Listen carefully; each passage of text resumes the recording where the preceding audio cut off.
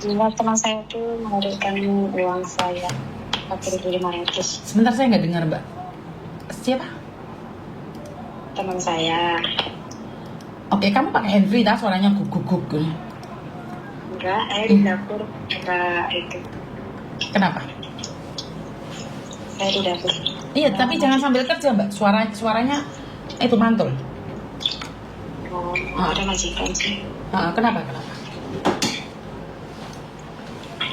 Teman saya itu bohongin saya. Teman kamu bohongin kamu terus? Ya, dia pinjam uang tapi nggak belum dikembalikan gitu. Dia sekarang katanya pulang Indo. Terus? Interminate gitu. Terus? Ternyata bukan saya aja yang di sini yang dia pinjemin uang itu. Terus? Terus dia kan punya uang utang bank 2 bank itu 120 atau berapa?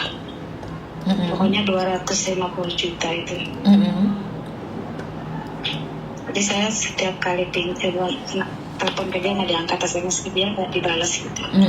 Terus kemarin itu saya naik ke rumah majikannya, ternyata kata majikannya udah di terminate. Oke, Hari terus? Sabtu udah pulang Indo. Terus? Ya udah saya gitu aja. Ya saya minta bantuan di sini ngelacakin dia gitu aja. Padahal nggak dia pulang Indo apa enggak gitu. Oke, maksudnya nyuruh Miss Yuni ngelacain tuh gimana, sayang? Maksudnya cari, kan Miss ini kan tahu orang imigrasi sini kan, jadi udah pulang Indo belum gitu. Satu hal, Miss Yuni tuh tidak punya akses seperti itu loh, sayang. Ya, saya sering lihat Miss Yuni itu kan bisa aja orang yang udah keluar dari Hong Kong terus ada di Indo terus ketemu gitu. Ini ada yang salah nih di sini nih. Miss Yuni tidak punya akses seperti itu.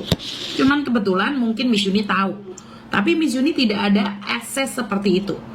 Kalaupun Miss Yuni tahu, itu pun Miss Yuni tidak boleh memberitahukan pada orang lain, sayang. Jadi apalagi keimigrasian untuk ngecek orang nggak bisa, sayang. Salah itu kalau suruh ngecek keberadaan orang itu. Saya bukan badan intelijen Hong Kong atau badan intelijen Indonesia, nggak boleh, sayang.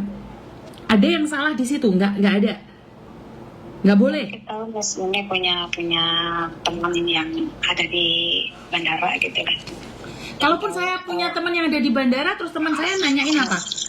Saya mau nanya apa? Mbak, jangan sambil kerja, Mbak. Suaranya sakit di telinga, Mbak.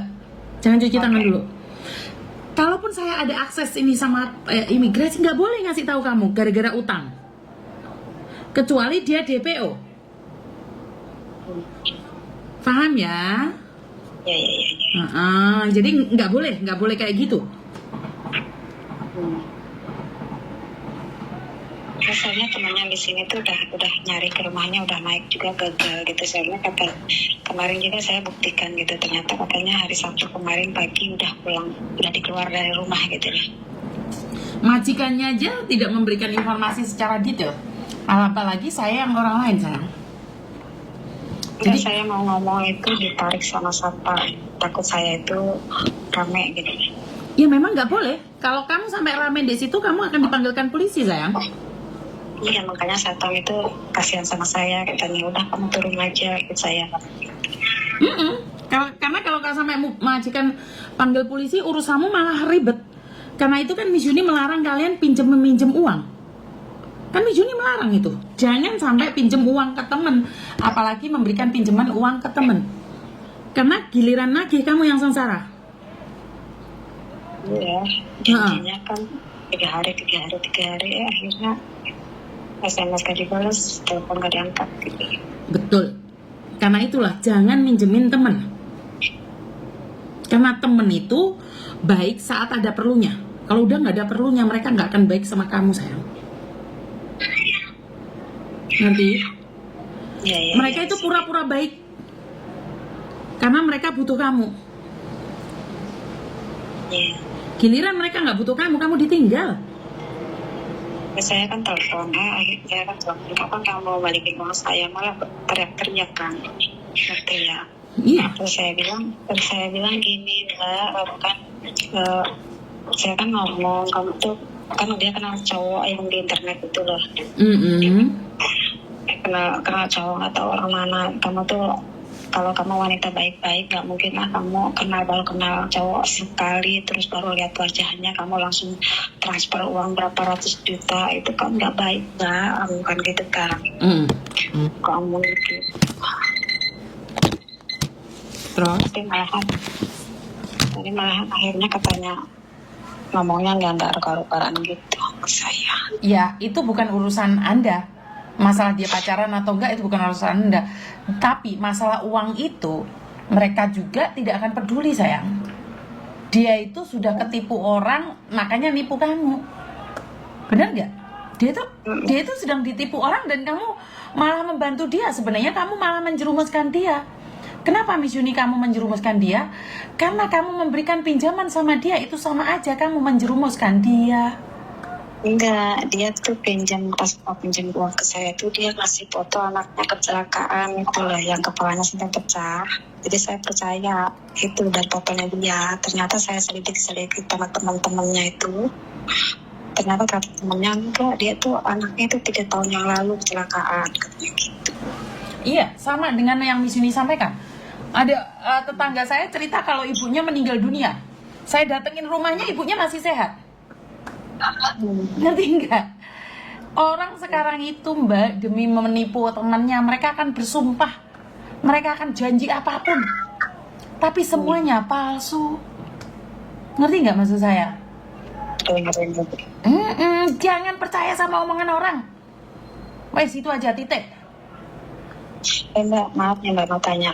Kalau kita tanya sama orang, ini saya tanya ke temennya kan, ke temennya dia, teman akrabnya dia.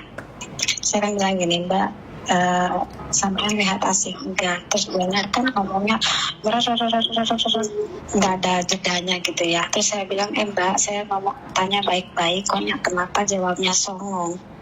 Bahasa Arab, bahasa Jawanya kalau songong apa sih? Iya, nggak apa-apa, silakan terus. Nah, akhirnya kan temennya itu katanya sakit hati. Saya bilang songong. Ya maaf, bahasa saya itu bukan orang Jawa, jadi saya nggak bisa. Kalau songong itu bahasanya apa sih? Kalau bahasa Jakarta kan kalau kita ngomong baik-baik terus jawabannya ketus gitu kan songong, bukan? Oke, intinya akhirnya temannya juga jadi akhirnya blokir nomor saya. iya, karena temannya juga tidak bertanggung jawab atas apa yang dilakukan oleh orang lain dong. Dia juga punya hak untuk tidak menjawab pertanyaanmu juga kan? Enggak, dia teman lesbinya.